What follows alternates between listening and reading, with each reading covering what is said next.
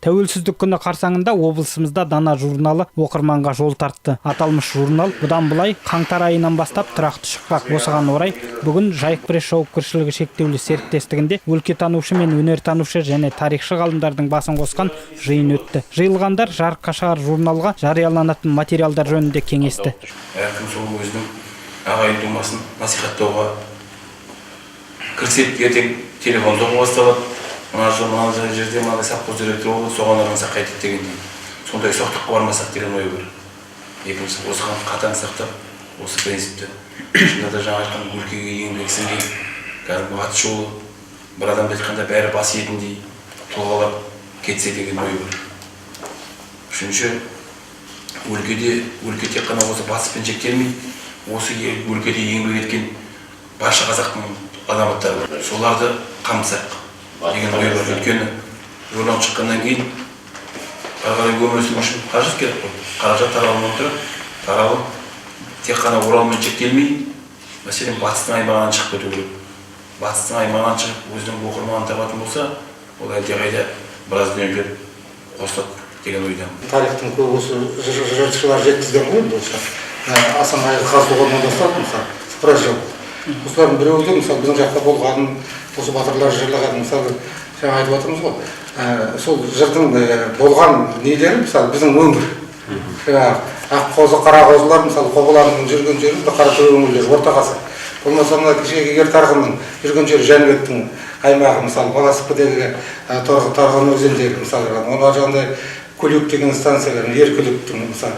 Осылардың бәрі қызықтырады қазіргі жастарды да. Мен жастар тарих оқымайды дегенге сенбеймін. Өйткені жастармен көп жұмыс істейміз. Қазіргі жастар солардың бәрін мына саралап келіп, бәрін осында журналда басылса, ол әрі қызықты болады, әрі сол жаңағы біз кімнің қандай мекенде өмір сүріп жатқанын, мысалы, жұрт бізде мысалы Қоғланды деген Қарапша Қоғланған жақта сол баяғы оңтүстікте дейміз, болса жерде дейміз, негізгі жатқан жерді біздің мынау Зеренқопада мысалы қарағанда, Қобдада жатқан, осының бәрін жазу керек. Дана журналының бас редакторы қызметін журналист Қазыбек Құттымұратұлы атқармақ. Айына бір мәрте шығатын журнал өңірімізде дер кезінде еленбей қалған тарихи тұлғалар туралы жарыққа шығаратын болады. Басылым шығару туралы біраздан ойлап жүргенбіз, себебі облыстық газетте жалпы осы тарихи тақырып өте қызық, оқырмандар үшін қызықты. Көп хат келеді, көп сұрайды, бірақ оның барлығын облыстық газетте көлемді қылып беруге мүмкіндік келе бермейді. Біздің қазір архивімізде, почтамызда көптеген мақалалар жатыр, тақырыптар жатыр.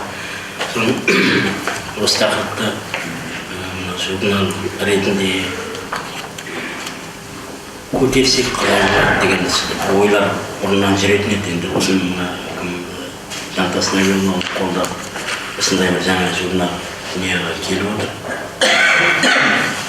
Біздің тәжірибе ретінде шығарған санымыз бұйырса жаңа жылдан бастап, қаңтар айынан бастап айына бір рет шығып тұрады деп ойлап отырмын. Жалпы тарихта қай тақырыпты да егжей-тегжейлі тексеру мүмкін емес. Оны кәсіби тарихшылардың өзінде айтатын пікірім солай. Өйткені оның барлық жерінде өтірмен нүктесін қойып келгенде, бір жерінде бір нүктесі осы өтір қалып қойын. Өйткені оның барлығы құжатқа байланысты. Мына біздің заманымызда қазіргі тарихшылардың қай-қайсысы болса да тарихты сүйетіндері бар, білгісі келетіндері бар. Бәрі сол кезеңдерді өз көзімен көрген жоқ. Ана кісіден естейді, мына кісіден естейді. Болмаса ана құжатты алып қойды, мына құжатты қойды.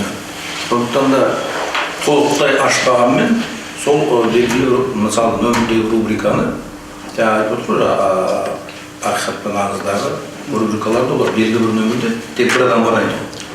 Соны мүмкіндігінше ананы сөйлетеді, мынаны сөйлетеді, әйтеуір ол шындыққа жанастырып алып келеді. Толықтай ашпаған. Сондай мәселелерін баспаларыңыздың алдында тұр. Енді ол журналдың бұдан ерекшелігі ол бүкіл республика бойынша, республикадан сыртқа кетіп қалып, шығыстың даналарын көрсетіп жүрсе, мен ойлаймын, сіздердің журналдарыңыздың ең басты міндеті бірінші осы өлкенің адамдарын, өлкенің тарихын мүмкіндігінше толықтай болмаса да жаңа айтып отырмын ғой, қамтып, соны халыққа жеткізу. Жайық пресс жауапкершілігі шектеулі серіктестігінің бас директоры Жантас Сафулиннің айтуынша, Дана журналы жарыққа шыққаннан соң оның таныстырылымы облысымыздағы іргелі оқу орындарында кең көлемде өтпек. Журналдың салмақты болуы біздің өмірімізге кәдімгі шын мәнінде жастарды шын сүйіп оқитындай етіп қалыптастыру, екінші тәрбиелік мәні зор болу үшін бірінші кезекте біз өзіміздің өмірімізді дұрыстап тұрып тарихын көтеруіміз керекпіз деп есептейміз. Сіздермен бірінші бір ақылдасып алсақ, кімді болашақта насихаттағанымыз жөн, кімдер осы журналдың бетіне көрсетілу керек деген ойлармен бөліссек деген ниетпенен қазір жиналып отырмыз. Сапалары, фото бәрі жақсы екен сапалында. Осы бағыттан айнымай, болашақта да сол айтылатын дерекке ғана қатысты суреттер автордікін қоюға болады, бұл міндетті емес сияқты. Фамилиясы аты жөнінде жетіп жатады, кейде қажетті шығарылады. Жалпы сол айтылатын тұлғаға қатысты, айтылатын әңгімеге қатысты дерек, фотосурет, деректердің қамтылғаны жақсы, солай болды. Сосын өзімнің жай ұсынысым алдағы жылы Махамбеттің 210 жылдығы деп отырмыз.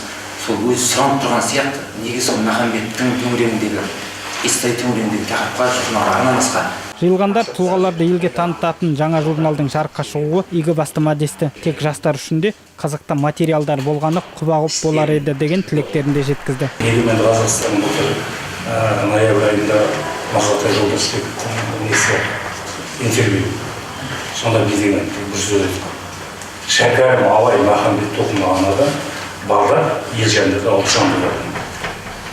Сол мәселеге енді көп көңіл бөлсеңіз, сосын газет, журнал, ағайын тұрды, алтын адам деген. Сондай бір дубликат болып кетпесін. Өзінің туып өскен жері Қаратөбе, Саралжын деген ауыл. Былай қарасаң бір құттай ауыл болғанмен, шағын ғана ауыл, тарих сондай бай. Ана жерде сағадағаларымыз біледі ғой, мұхиттың төрелерінің пантеоны бар. Шәңгерей жатыр мысалы. Академик Қажым Жұмалиев туған, Бақшан Қаратаев туған, Мұхаммед Қатаев келген, Мұхаммед Қатаев. Ақбақай деген көл екен, Саралдың жері көл екен, Саралтындардың бірі екен, жігіттері де екен, Махамбет пен мұхиттар тірекен. Жаңағы өлең шығарған, сол енді Мұқағалидың сол жерге келген көбірін Саралжындықтар болмаса. Нұрлыбек Қыдырғалиұлы, Темірболат Тоқмамбет, Наурыз Қалиев, Жайық пресс ақпарат орталығы.